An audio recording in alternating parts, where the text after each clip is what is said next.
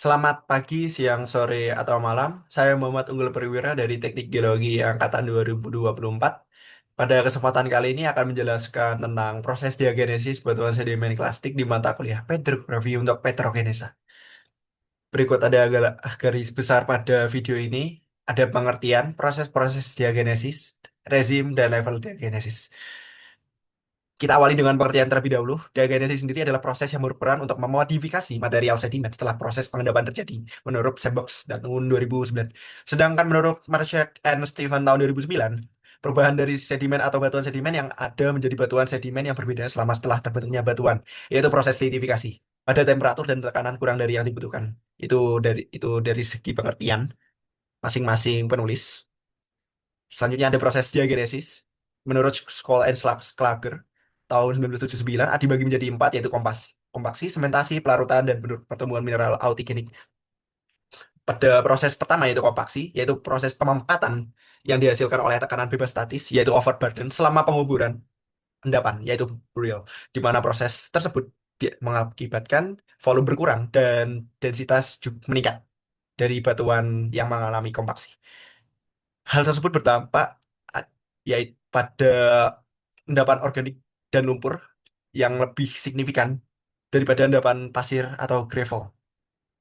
Pemampatan ini sendiri akan diikuti oleh keluarnya air dan berkurangnya porositas dari suatu batuan sedimen. Berikut adalah ilustrasi dari Wilson and McBride tahun 1999 di mana ada butiran granular dari batuan sedimen atau awalnya kita sebut endapan sedimen. Pada awalnya memiliki porositas yang cukup tinggi. Ketika mengalami kompaksi, porositas tersebut akan turun dan butiran pada endapan sedimen akan menjadi lebih rapat. Dapat dilihat pada gambar di kanan. Adalah perbandingan dari ukuran butir mat dan sand, di mana sand sendiri lebih granular dan mat lebih pipih. Ketika terkompaksi, butiran mat akan cenderung lebih memipih dan porositas dari mat sendiri akan lebih signifikan turunnya daripada yang sand karena sand lebih granular dan mat itu lebih flaky, lembaran. Berikut dari nampak ilustrasi konteks dari material sedimen yang awalnya ketika terkompaksi akan menjadi poin konteks pada fase ini masih menjadi kompaksi dini. Selanjutnya akan lebih lanjut terkompaksi menjadi long contact, lalu akan menjadi konkavo convex, dan pada akhirnya ketika terkompaksi lebih lanjut hingga tahap akhir itu menjadi shooter context di mana butiran-butiran dari sedimen akan lebih saling mengunci daripada yang sebelumnya di mana konkavo convex salah satu butiran memakan butiran yang lain. Dan dapat dilihat pada mineral mika yang berbentuk lembaran memipih seperti ukuran sedimen yang mat ketika akan mengalami kompaksi akan cenderung lebih belok seperti ini daripada yang granular yang cenderung saling mengunci dan merapat. Model ini dari Wilson and McBride tahun 99. Dan berikut ada gambar proses kompak, hasil proses kompaksi dari sayatan yang tampak di sayatan tipis litik arenit, di mana ada long contact yang mengindikasikan kompaksi masih awal dan concavo convex contact di mana satu butir memakan butir yang lain yang mengindikasikan bahwa kompaksi tersebut yang terjadi sudah lebih lanjut. Selanjutnya ada proses diagenesis yang kedua yaitu sementasi, yaitu proses di mana mineral yang terendapkan secara kimiawi dari fluida yang berada di dalam pori batuan dan meliputi permukaan butiran atau endapan kimia yang bertambah sebagai pertumbuhan pada butiran mineral yang sudah ada. Proses sementasi ini sendiri umumnya terjadi tanpa tekanan yang tinggi, lalu diikuti oleh pengendapan kimiawi atau presipitasi untuk membentuk semen. Semen-semen ini ada beberapa jenis, dapat berupa kalsium karbonat, silika maupun mineral lempung. Sementasi ini akan mengurangi porositas dan permeabilitas dari suatu batuan sedimen. Berikut ada ilustrasi dari Warden and Burley tahun 2003, di mana pada awalnya batuan sedimen atau endapan sedimen yang awalnya memiliki porositas tinggi akan terisikan oleh kalsit atau dolomit semen. Nah, pada awalnya porositas tersebut adalah vak atau lubang yang lama-kelamaan mengalami proses sementasi, terisikan oleh mineral kalsit atau dolomit. Lama-kelamaan akan semakin penuh, lalu hingga menutup seluruh pori dari batuan sedimen tersebut. Berikut adalah gambarnya, di mana dapat terlihat pada saya tadi meslitik arenit tersebut nampak mineral zeolit sebagai pengisi dari atau pori dari batuan sedimen tersebut. Lanjut ke proses diagenesis yang ketiga yaitu pelarutan atau leaching adalah pemindahan seluruh atau sebagian, bisa seluruh atau sebagian dari mineral yang telah ada sebelumnya melalui larutan hingga meninggalkan rongga udara yang bisa kita sebut vak atau lubang pada batuan sedimen menurut box tahun 92. Lalu selanjutnya yang proses diagenesis yang terakhir ada pembentukan mineral autigenik.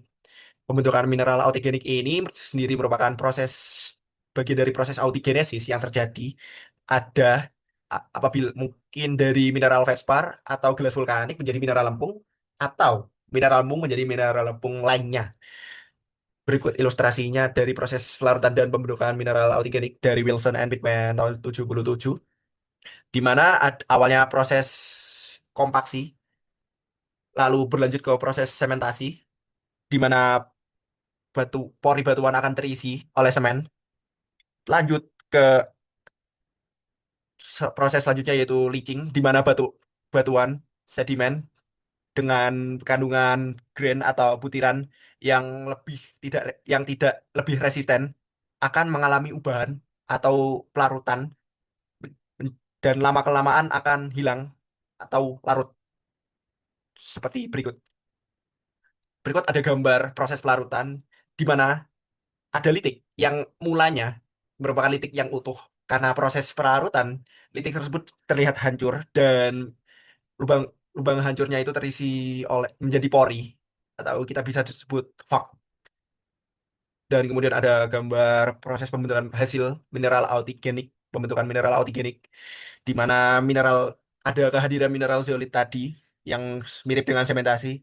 Namun, mineral zeolit ini tidak seperti sementasi tadi terbentuk dari alterasi, mungkin bisa dari plagioklas maupun gelasan vulkanik hingga mengalami alterasi menjadi mineral zeolit dari proses autigenik.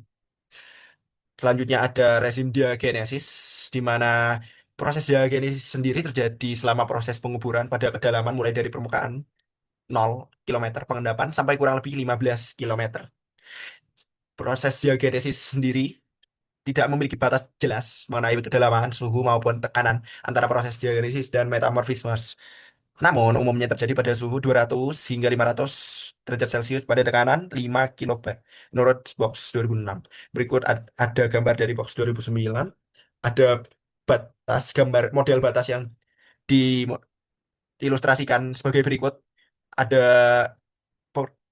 derajat pressure dan kedalaman diagenesis yang diperkirakan ada di 0 sampai 200 di kedalaman maksimum hingga 15 hingga 20 kilometer dengan pressure 5 kilobars.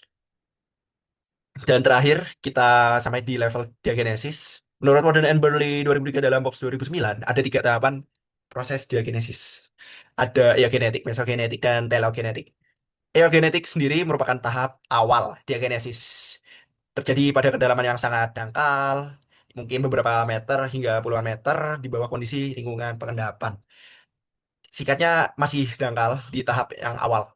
Lalu ada apabila mengalami proses diagenesis lebih lanjut akan masuk ke proses mesogenetik, di mana proses mesogenetik ini yaitu diagenesis yang lanjut yang terjadi selama penguburan lebih dalam daripada eugenetik pada kondisi suhu dan tekanan yang lebih tinggi juga tentunya meningkat selama perubahan serta perubahan komposisi air pori. Dan ketika berlanjut ke proses ya diagenesis yang lebih akhir, lebih advance, ada telogenetik yaitu pengangkatan sedimen yang terkubur sebelumnya ke perairan. Sedimen yang masih terkubur dalam cekungan sedimen yang tidak pernah terangkat atau tidak mengalami uplifting sudah pasti belum mengalami telogenetik, yaitu diagenesis tahap akhir. Berikut daftar referensi yang saya gunakan, ada buku Sandbox, beberapa buku dari Sandbox, yaitu Principle of Sedimentology dan sebagainya. Dan mungkin ada sedikit kutipan, the prison is the key to the past. Karena apa yang kita lihat pada saat ini akan mencerminkan pembentukan batuan di masa lampau. Mungkin sekian dari saya. Terima kasih sudah menyimak dengan baik. Selamat pagi, siang, sore, atau malam.